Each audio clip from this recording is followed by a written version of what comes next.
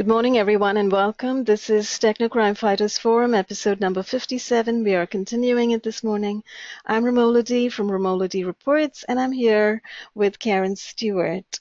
As you can tell, we seem to have lost Millicent for the moment. She did have a doctor's appointment to go to, so I know she's on her way there, but she's still trying to get in, so she may join us during the course of this conversation. I hope she can. But if she cannot, Karen and I will try to focus on what we need to focus on today and get some information out to everybody. Just to reintroduce Technocrime Fighters Forum again to everyone, we are human rights advocates. We are here to report surveillance abuse. We are reporting the use of electromagnetic weapons and very pernicious neurotechnologies on the civilian populace in the USA, in Canada, all over North America and Europe, and various other countries of the world. And we have been looking into these matters for quite some time, and we are sharing our investigations as we move forward. And we're really glad at this point in time to note that our other human rights advocates are indeed stepping forward to support our mission and to help us get this information out to the world populace, that it is true these weapons are indeed being used. So welcome and thanks for joining me, Karen, this morning. My pleasure. So I'm really glad that, we at least were able to get on this morning in some way and have a conversation. It's going to have to be a brief conversation, but because time has gone by. But perhaps what we can start with today, Karen, is start with, your own testimonial as a whistleblower, because you are a long time intelligence analyst from the NSA. You have worked in some very relevant directorates, I think, at the NSA, and you have a testimonial about the use of these weapons that I think Americans in particular would be interested in hearing. Okay, well, we'll reiterate at this point and do a little synopsis. Yes, I worked for the National Security Agency for 28 years, and about 10 years of those toward the end was in the Weapons and Space Directorate. And I saw different types of exotic weapons being developed by people around the world. I didn't really report on our own because we knew about ours.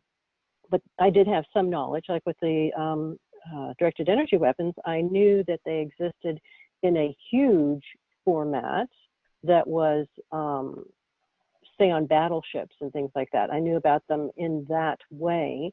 But I hadn't the vaguest idea that they had been downsized until I talked to a weapons expert named P. David Galbotz. And he actually was one of the security people at a certain military post where they were testing these weapons. And I said, how so are they testing them? And he said that basically they would go out and get, unfortunately, because I'm an animal lover, get strays from humane shelters and things like that. And then if they didn't have enough for the test, they just basically steal them out of people's yards. So they would bring in a truckload of dogs, and in the night, after all the personnel were gone from the post and they didn't even know about it, then they would test out these weapons on the dogs and kill them. And then they would take the bodies out early in the morning before people would come in for work. So, to me, that's horrific. It's just, it's awful. But he confirmed, yes, they have miniaturized them. And at the point in time where he left, he said they're small enough that they can put them in cars at this point. And I can attest to the fact that what they do is they either have self-run battery packs with these devices in the trunk if they're going to shoot at you from in front of you, or they just basically connect them up to the engines of the car. And that's what happened when I was targeted. Now, toward the end of my career, my boss at Weapons and Space, who is the office chief, which meant that he was the head of the entire directorate, he decided that my award-winning series, 6-month series of top secret intelligence reports, basically supporting Operation Iraqi Freedom, why should an older woman get credit and get a promotion for that kind of work when he could tell the promotion board at Weapons and Space that the woman who was sexually servicing him and several other managers in the Weapons and Space Directorate, when he could credit her with it and get her what turned out to be a double promotion for my work, you know. So when I found out about it from a promotion board member, I started asking questions and then suddenly became the recipient of vicious slander. And at that point in time, the NSA spent about 3 years trying to get me thrown out and fired. And they did succeed 2 years before I could have retired. And 6 months before I was fired, well, a few months before I was fired, they actually went out into the neighborhood and got people to stalk and harass me who were neighbors and civilians, and I hadn't the vaguest idea what was going on because I knew NSA security had been stalking and harassing me 24/7, but the addition of the civilians rather perplexed me. And then I found out about something called cause stalking and realized that NSA basically had gone to what looks like the fusion center, told the fusion center I was some kind of threat, and then had people who had already volunteered for community policing stalk and harass me based on lies. And of course, these people are too stupid to question authority. And so that was my first taste of the stalking harassment that apparently has been going on for a very long time against other civilians, and apparently for a decade or two. And NSA and the federal government had gone into the population, and this type of thing had exploded after 9/11 because everybody was scared to death of this concocted disaster that was meant to manipulate them into becoming snitches and little brown shirts for the new neo-Nazis. So that was my first experience with the stalking harassment. And essentially after they said, well, we're on the way to firing her. So, and I got out in the neighborhood and started talking to people about what really had happened. So I caused them a little bit of trouble, and the stalking harassment by civilians kind of stopped, and which I guess is really a miracle, but it stopped in 2009. And then I ended up suing NSA, and because of the lawsuit and because of my speaking out about the fact that when I worked at NSA, analysts were forbidden to warn the appropriate people about 9/11. They didn't know the date it was coming, but they knew that plans were being made with airplanes and such like that. And they wanted, of course, to warn people about it. And NSA management under General Michael Hayden and Deputy Director William B. Black Jr. forbid them to, upon pain of being fired or worse. So I knew about that, and then when I spoke out about that, then I ended up getting hit with the excuse me, the directed energy weapons. So that's been going on for over 2 years now. And there was cause and effect. You know, you ask questions about people's dishonesty, and they railroad you out of your job, and then you talk to the world about potential treason and mass murder, and then you get hit with directed energy weapons. So that's where mine all started. And I will add that in 2009, just before I was fired, I got in touch with Siobhan Gorman of the Wall Street Journal, and I was trying to give her an idea about what was going on. And it was very interesting to me that she said that a lot of journalists and a lot of other people had reported NSA would send people to stalk and harass them, that it was not unusual, and she found it incredible that so very many disparate people had essentially very similar stories about being stalked and harassed by multiple people, you know, like a multiplicity of people in a little stalking army.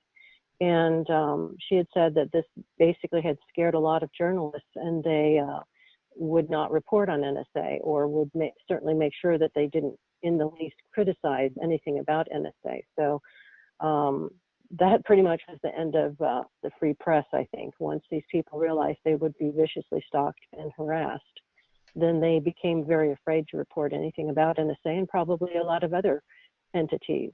So the journalists have gotten the message and have have kept quiet on things that they really do need to speak up about, because journalism is our first line of defense. And if they are keeping things quiet from us, then certain things will creep up and bite us on the butt, and we really will not have a way to defend ourselves because we'll be ambushed. And that's where we are in this country, with a lot of people who are absolutely oblivious to what's going on. You know, it reminds me of stories about Nazi Germany, when a lot of the Jews were telling their friends, we have to get out of here. Things are getting serious and they're getting bad fast. And some of the other Jews would say, don't worry about it. There's always this type of hostility. It blows over. Everything goes back to being the way it was. We'll be fine. And some of the first ones who said, no, this is different. This is much worse. You need to leave now because we think it's a matter of life and death. Of course, those people who left early were saved. They lived to tell about it. And the vast majority of people who stayed thinking it would blow over and everything would be fine, were gone. We're absolutely gone. And I think we're in that same type of state right now, in that the people who are becoming awake are trying to wake up the people in this mass lethargy. And it's very difficult because these types of weapons, directed energy weapons and other types of things, have been kept quiet for decades. And of course, everybody thinks that they know everything in the world about technology because they read technology magazines and they keep up with this and they keep up with that. And very few people know these weapons exist. And then even if they do, they imagine that they're only the huge ones on the ships or, you know, on much larger vehicles for war. And they don't imagine that there can be handheld ones. And I've seen handheld ones, okay? Mm-hmm. So they're in total denial. And I would remind people that denial is the absolute opposite of self-preservation. Okay? The people who have a keen sense of self-preservation will survive. The people who have a keen sense of denial will not. It's just simple as that. Mm-hmm. So that's where we are in regard to trying to wake up politicians, wake up neighbors who are using devices against people that they've been told out of the blue are suddenly terrible people. They've been living next door to them for 10, 20, 30 years, never saw anything wrong, but because some idiot with a badge comes by and says, oh yes, this person is really a Martian and you have to kill them, then they believe it, you know, and then they use these devices against us. And they're thinking that they're patriots, but most of all, I think they're thinking how much money they're going to get under the table without having to pay taxes on it. So the society has devolved to the point where those people not born sociopaths are being taught sociopathy. And so this type of deal where they can harm somebody, be richly rewarded for it, and not be prosecuted is appealing to many more neighbors and many more people than you imagine are that depraved. But they're finding that depravity in them and they're stepping up and they're saying, I want a part of this. If I can kill my neighbor and make money, I'll do it. So that's what we're facing. And then the vast majority of other people who aren't in on it will deny that people are like this. They will deny that the government would ever come after its own people. And they would deny that they don't know about technology that has been hidden from them for 60 years. Mm-hmm. You know, so it's an uphill battle, but now's the time to do it. Mm-hmm. Absolutely. And everything that you are saying, Karen, is borne out by the whistleblowing also from other whistleblowers, you know, and it's interesting that Siobhan Gorman of the Baltimore Sun, well, I guess the Wall Street Journal and the Baltimore Sun, was also testifying that, you know, other journalists had come forward and stated that this kind of stalking and harassment and so forth certainly did exist. And, you know, I have been in touch with journalists who have spoken briefly about it. Susie Dawson has made a videotape called Diary of a Targeted Person, who has, you know, she has spoken about her own experience of being unlawfully targeted or wrongfully surveilled and so on. And many others have spoken informally, you know, in various chat rooms, via email. People exchange this kind of information informally. They're unwilling to come out and publish it. They're unwilling to come out and speak openly about it because everybody is afraid because of the great sophistication and horror of these weapons, the great power of these weapons being used against people. And indeed, it's not just journalists and also activists. Activists in the 9/11 movement have all reported the same kind of microwave symptoms that microwave weapons engender. I heard on this new channel that You Are Free TV, where Alfred Weber recently discussed his new initiative to ban electromagnetic weapons. I heard from the host over there that people at the Contact in the Desert conference recently reported all the same kinds of symptoms that those being hit with microwave weapons are reporting. And then there was another, I think that's 9/11 Contact in the Desert, some other conference as well.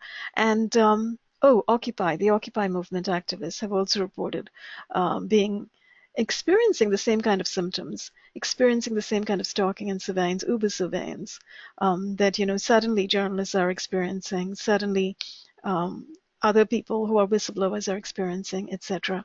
And certainly, I recently did these interviews with Barbara Hartwell, ex-CIA, and with Gerald Sosby, ex-FBI, and they both report on the exact same thing you're reporting on, the whole system of COINTELPRO that is still operative, that's been operative for decades in America, and has become somewhat poisonous and venomous lately with the use of these weapons as well on people.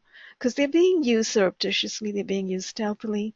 The fact that these weapons exist is not at all in dispute, because there's massive information from the Joint Non-Lethal Weapons Directorate, from the electronic warfare world, about these so-called electronic weapons, in itself a misnomer and a euphemism. They're not really electronic, they're electromagnetic, they're sonic, they're acoustic technologies, they're scalar technologies, they're plasma technologies, microwave, millimeter wave, etc. So the testimonial that you were giving about Paul David Gobarts, the non-lethal weapons expert, and non-lethal is another word that's used to describe these weapons. Now he, of course, his word is very important for all to hear, because he is testifying to the actual witness of the testing of these weapons on an Air Force base in the middle of the night on animals, and ultimately seeing the end result of that horrific testing, which really ends up, in the incineration of these animals, right? And I think he mentioned goats, he mentioned dogs.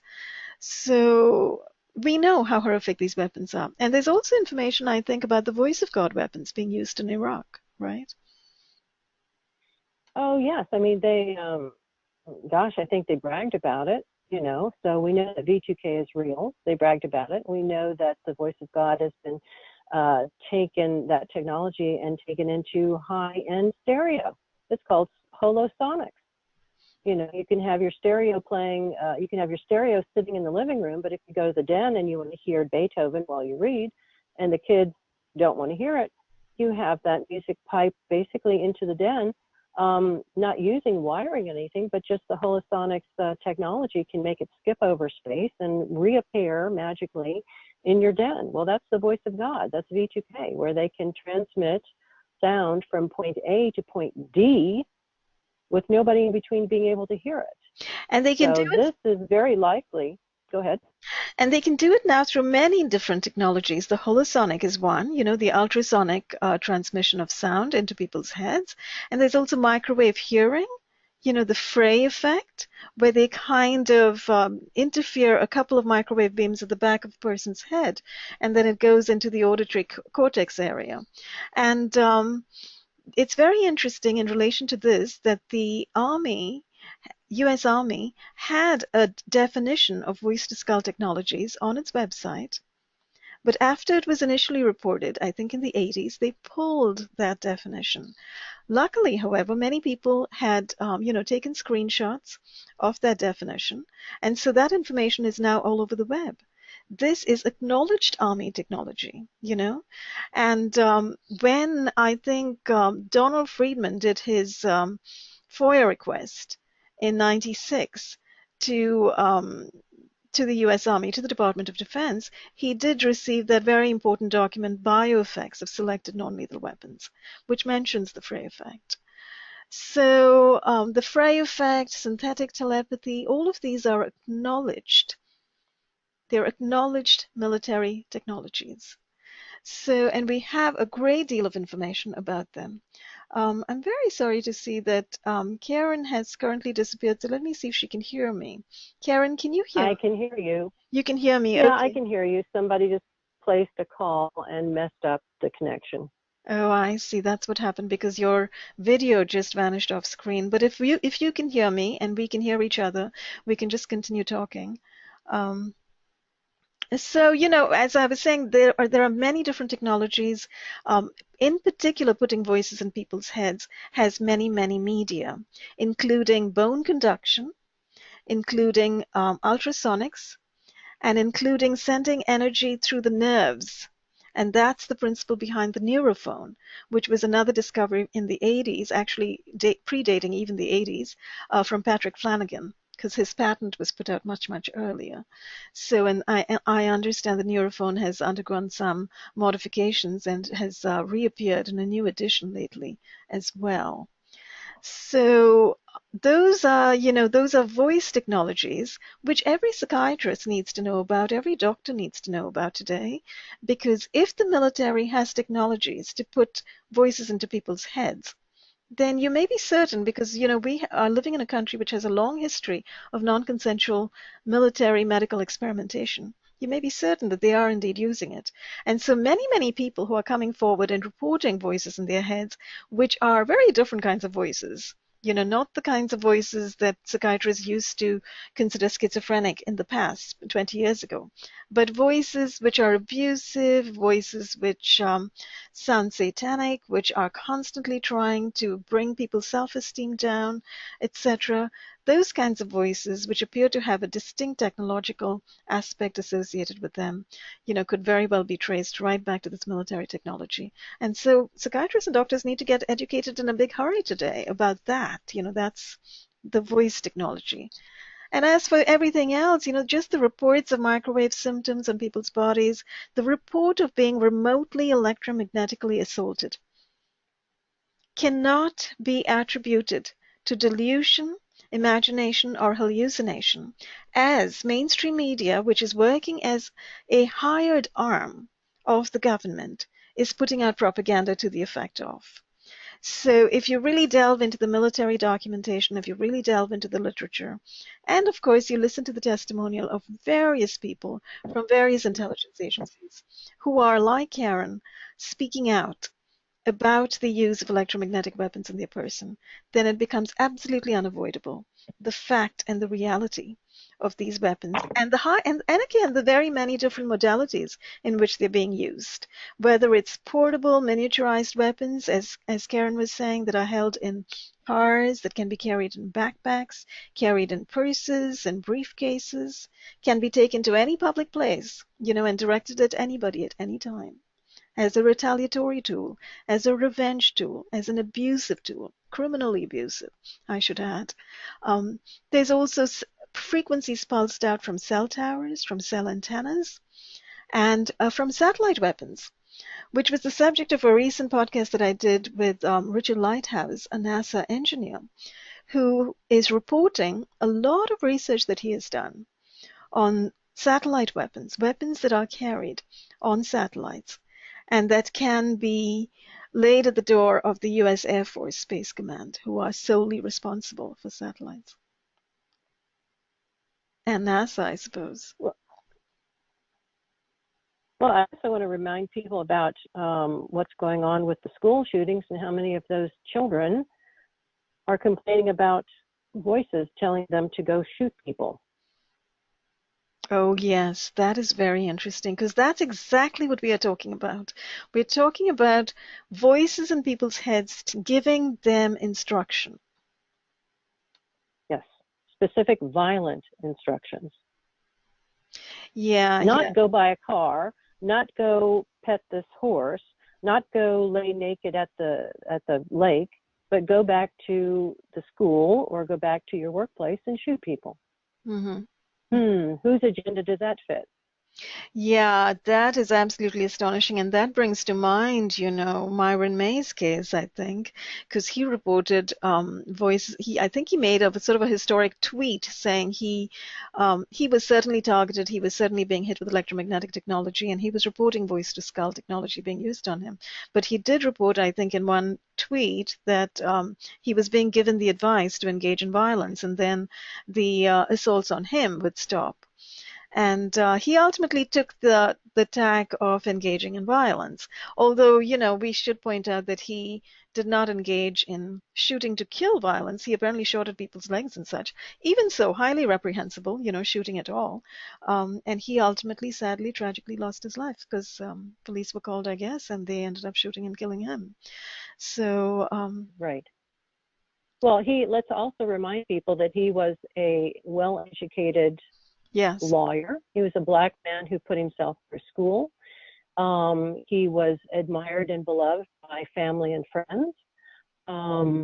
He had started working to get the child of an acquaintance out of the Florida system for children, and because the woman thought her child was being abused, or maybe sexually trafficked. And it looks like somebody basically saw the child, liked the child, and demanded that they get access to the child. So the woman had her child taken away on seemingly bogus charges of not being a good mother.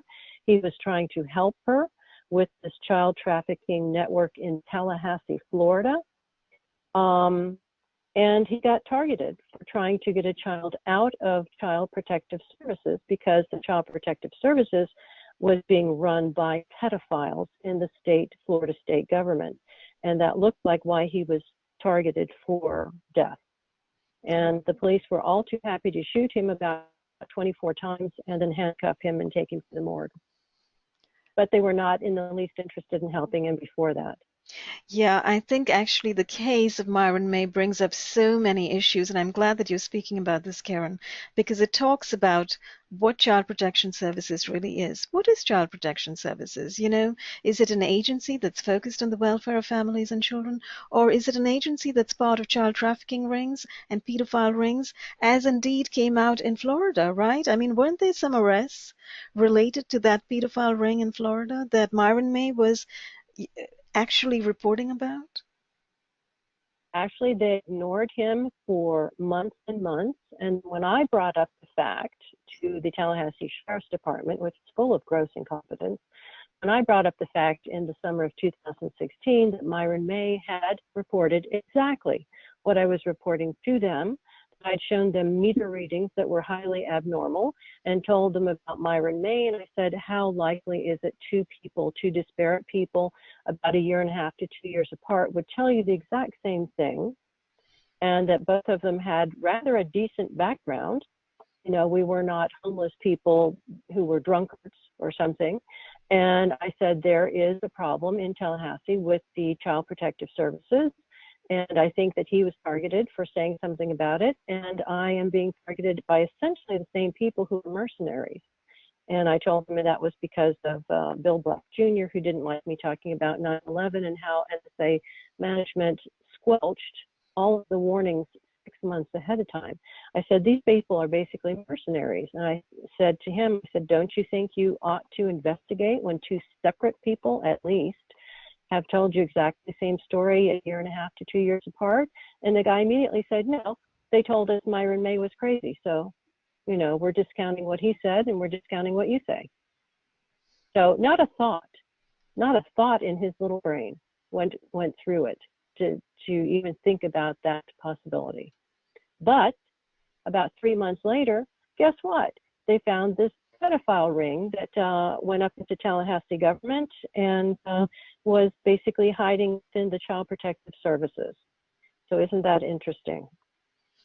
Yeah, so they did find some evidence, right? Eventually. They ultimately found it. At the time that it was reported, they didn't do anything about it, but later on, they did find some info about it. Right. And so, I handed it to them on a silver platter, and 3 months later, they finally got around to doing something about it, having totally ignored Myron May.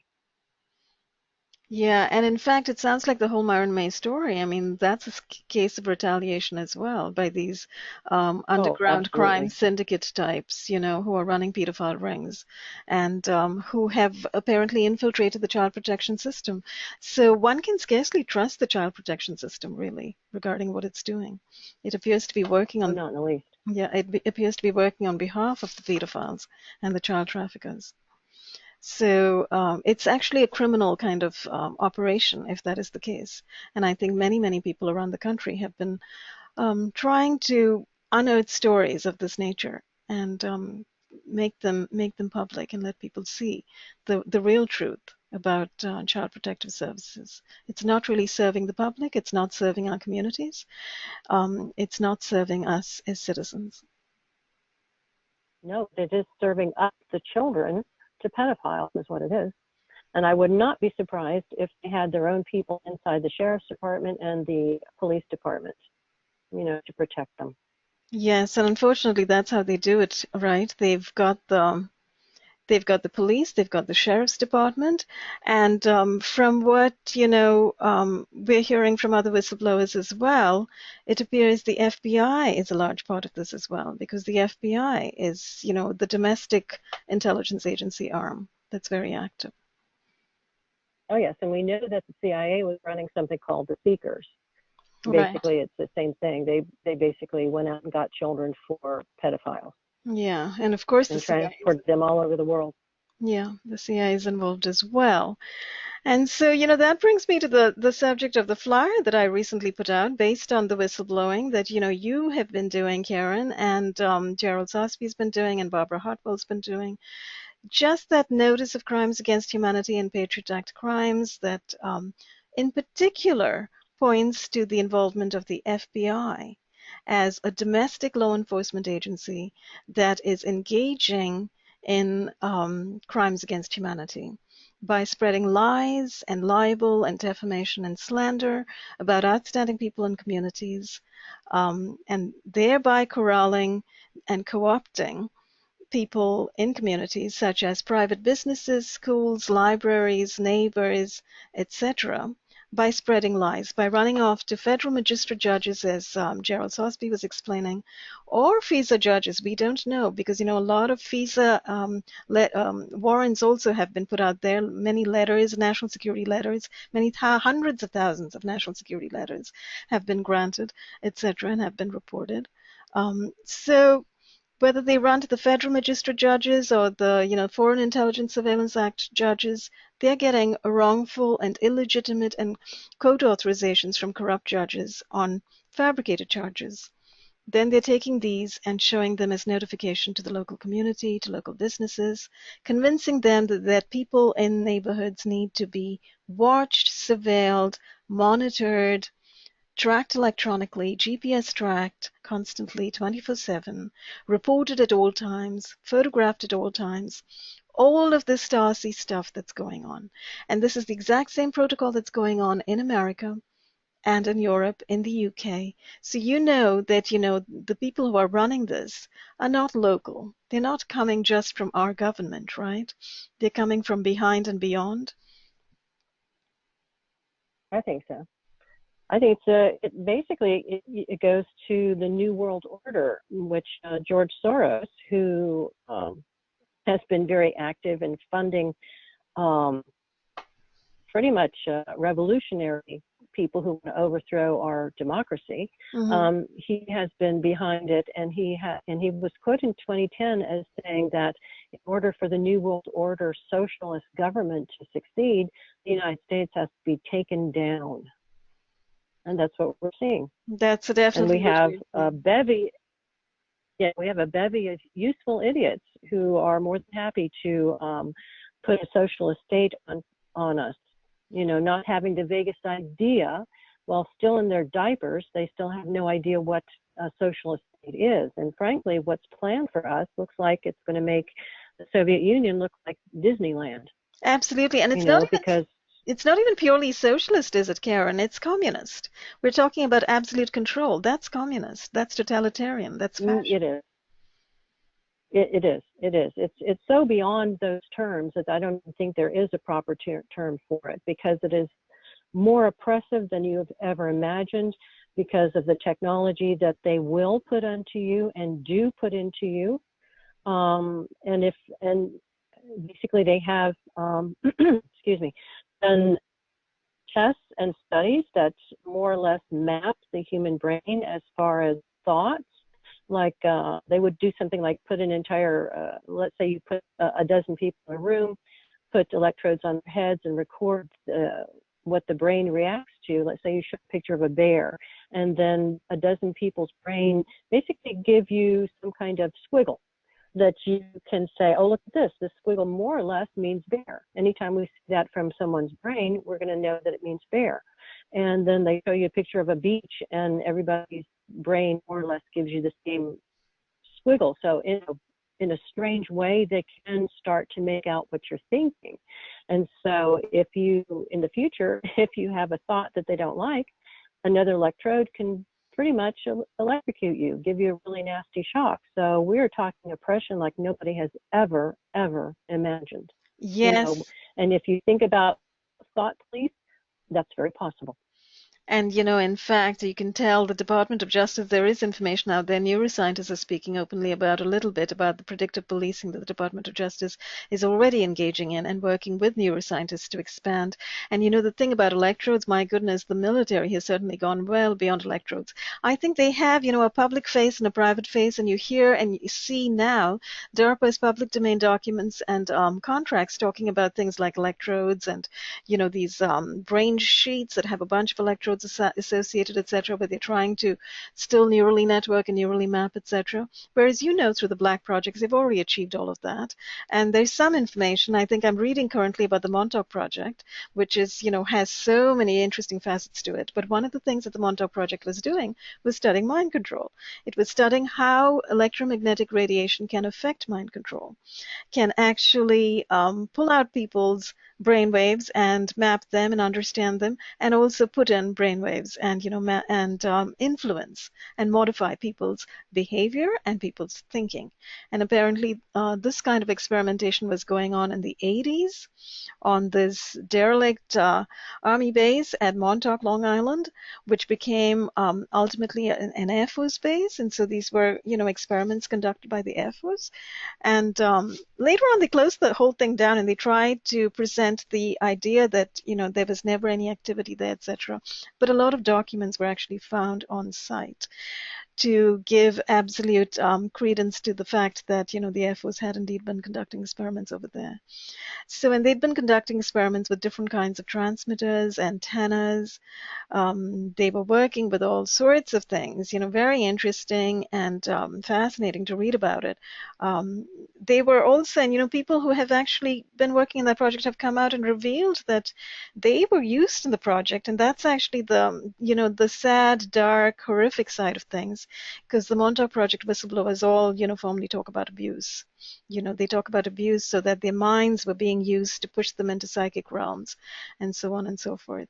So that's one aspect of it. And the other aspect is, mind control of the population. Apparently they used to have groups of military invited over there for R&R. Meanwhile, they were busy beaming them, with different kinds of electromagnetic frequencies to figure out what those frequencies actually would bring about. And they were recording all of these reactions and responses. So I think once you start looking into the history and you start looking at what whistleblowers have been saying over the last few decades, you look at the military documents, you begin to get an understanding that mind control has been a sort of an obsession, both with the military and with the CIA, and behavior modification and neuromodification.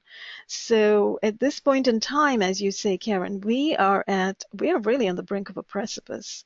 This country is in danger, and in fact, all of humanity is in danger of being utterly and absolutely mentally controlled if we do not start speaking out.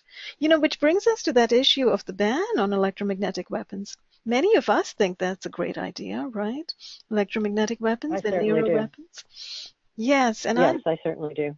I do too, and I'm very grateful to Alfred Weber because he is bringing forward a model statute that he has worked on, I think, with Dr. Rani Kilder, seeking a ban with the European Parliament. But also, I would hope, in all of the American governmental forums as well.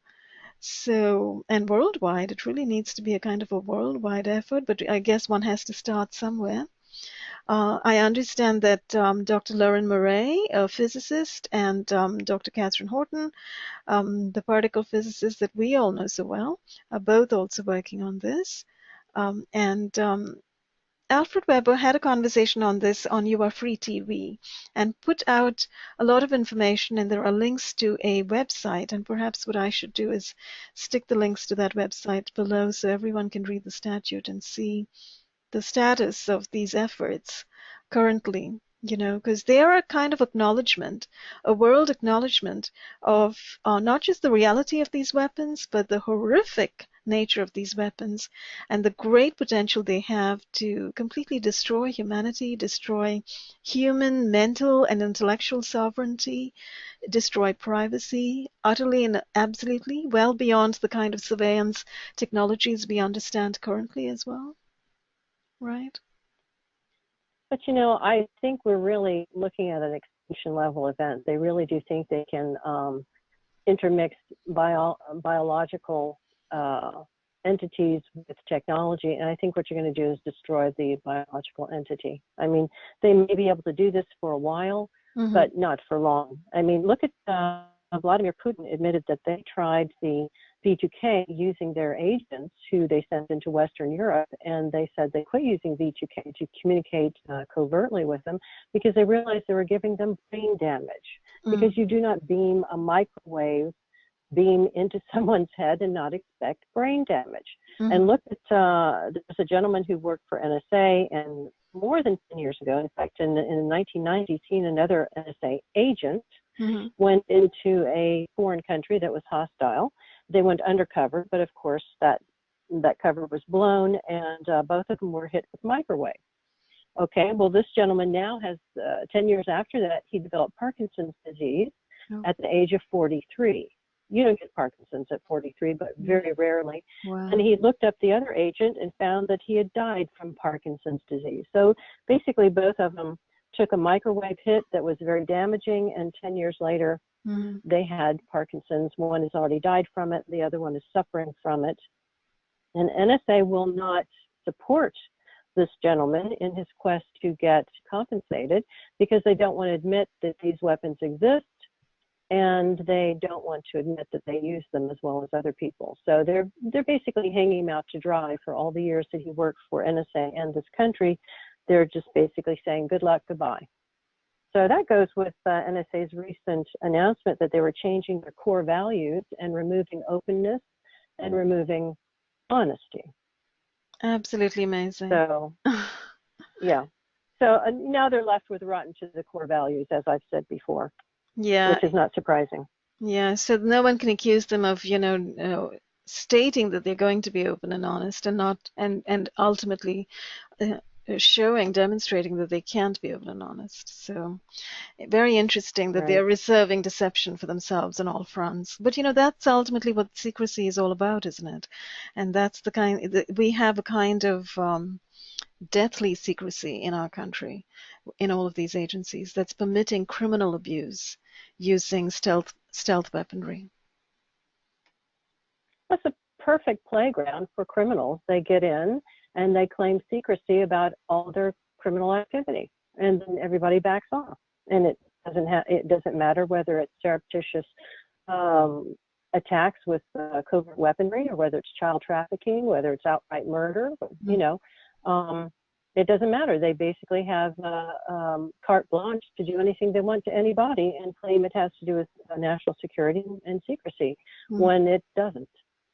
Yes, absolutely. And that's, they're just getting away with it. National security, classified labels, secrecy, and on it goes. So it really does take the voices and the efforts of concerned citizens, whistleblowers, human rights advocates to speak out. And anytime somebody is experiencing anything untoward, like Uber stalking, Uber surveillance, gaslighting, break-ins into your house, vandalism, employment sabotage, blacklisting in your own job situations, etc., blacklisting in your communities. If you're experiencing Nazi neighborhood behavior, your own neighbor is turning on you. If you experience continually being sick, that's one of the first signs of being hit by electromagnetic weapons, and many people don't know it. I put a standing notice on, I think this was in the spring of 2016, I published this, especially directed to journalists and to activists and old media players, who are doing a great job putting podcasts out there. Many people suddenly reporting they're getting sick all the time, they're getting the flu all the time, they're getting colds all the time, or they're getting strange and insistent chronic body pains out of the blue, despite being very healthy up to that point. Well, my assessment really... Especially headaches. Sorry? Especially headaches. Especially headaches, sudden migraines. These microwave pulse shots can really assault our heads. Well, my assessment of that is this could very well be electromagnetic weapons assault.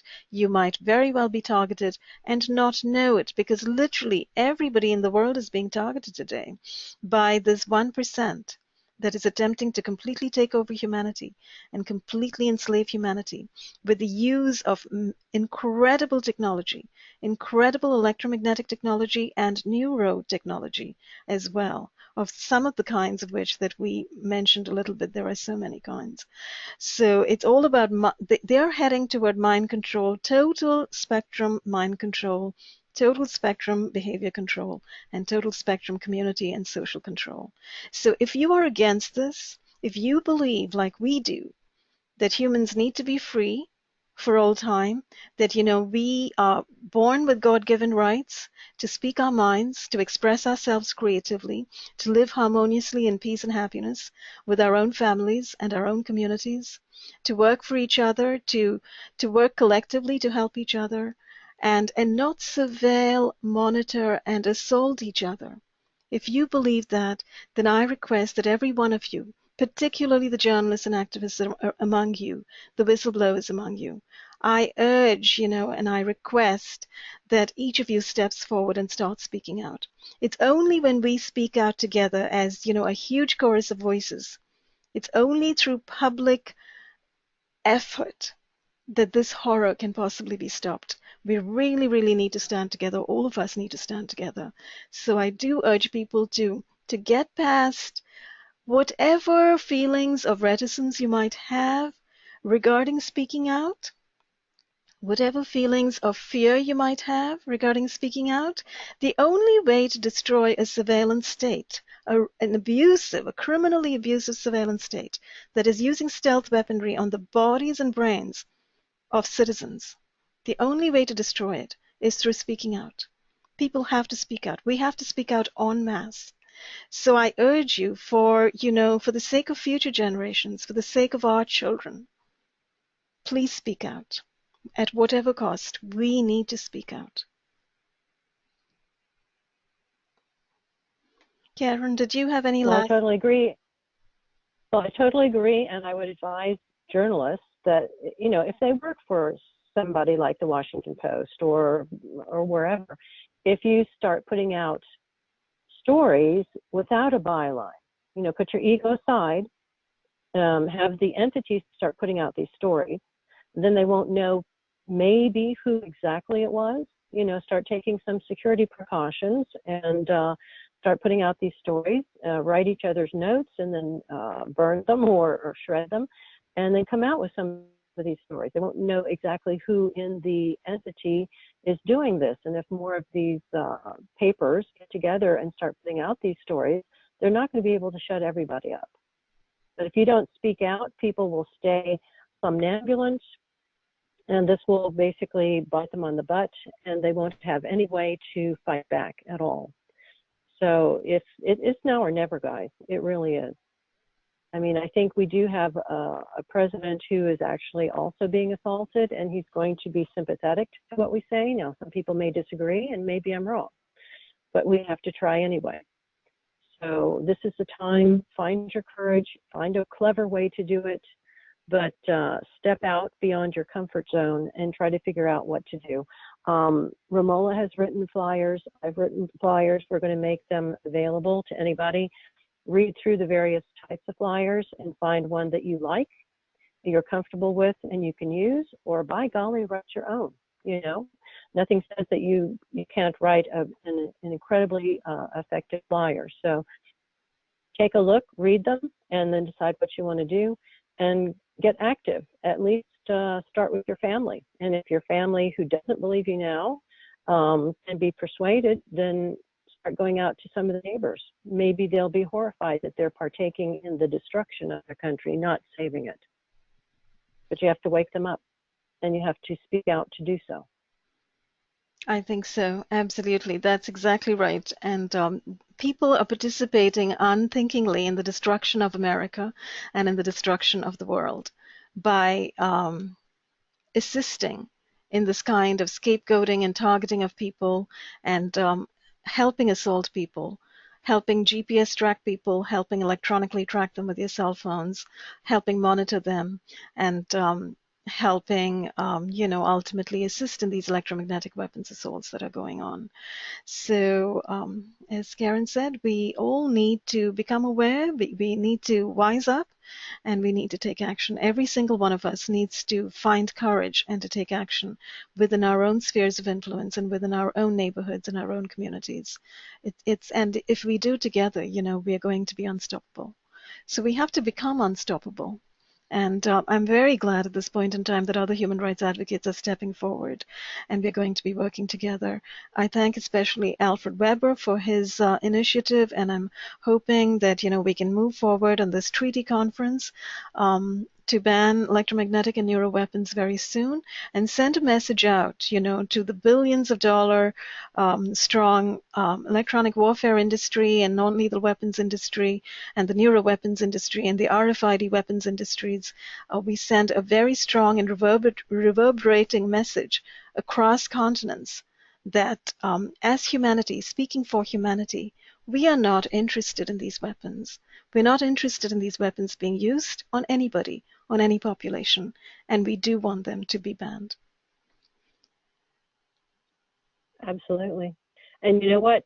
Wars and skirmishes are so much easier when you can do it from a distance without endangering yourself, and you can do it in a cowardly fashion.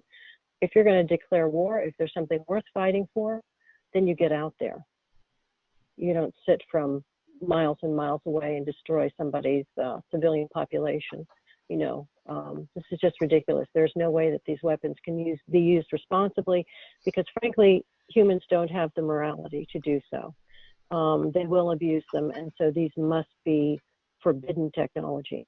I mean, I hate to say that, but they have to be because they cannot and will not be used wisely or morally. So they absolutely have to be forbidden from now on, period. Absolutely. And on that note, I guess we'll have to close down this conversation. Thanks so much, Karen, for putting out these powerful messages. And, let's hope that everything works together in the right direction. So thanks, everyone, for watching. Any last words, Karen? Well, I would say, this is dire, but take hope because people are working like never before and we're making noise like never before. So, and there is I think I've mentioned before, there's an Air Force general who had given the Houston Chronicles an interview saying, well, at some point in time, we're going to have to use some of these energy weapons. We're going to have to test them on people so that, we can judge their efficiency. And he knows very well it's garbage that they've been testing it on people surreptitiously and illegally. So I think that they're trying to cover their butt right now because it's coming out. And they're not going to be able to keep the lid on this. So take heart from his lame attempt to try to get tests going that would show that these are perfectly safe, which we know they're not.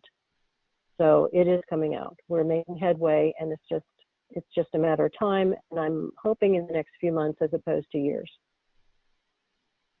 That's fabulous news, and that's a great note, very optimistic note to close on.